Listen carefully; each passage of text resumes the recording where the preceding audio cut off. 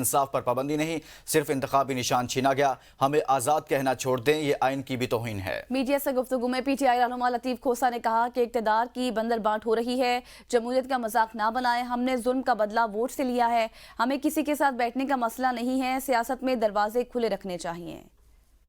عوام نے ہمیں بڑا کلیئر مینڈیٹ دیا اور انہوں نے جا کر بھرپور انداز سے بتایا کہ ہم ظلم کا بدلہ ووٹ سے لیں گے، اور ظلم کا بدلہ ووٹ سے لیا گیا۔ انہوں نے واضح فیصلہ دیا کہ عمران خان کے بغیر جو ہے پاکستان کی جمہور نہیں چل سکتی ہے، اور عمران خان پر جو تسلسل سے اس کو پابا سلاسل کیا گیا، اس پر جھوٹے مقدمات درج کر کے اس کو سزائیں کی گئیں، عوام نے انہیں مسترد کیا۔ یہ کہنا کہ ہم انڈیپینڈنٹ ہے، یہ شوشہ جانے کیسے انہوں نے ایجاد کر لیا۔ ہم نے جتنے کاغذات نامزدگی دیے تھے، ہم نے پی ٹی آئی لکھا تھا اس پر، پی ٹی آئی کبھی بین نہیں ہوئی، نہ ہی الیکشن کمیشن یہ بین کر سکتی ہے، نہ اسے اختیار ہے۔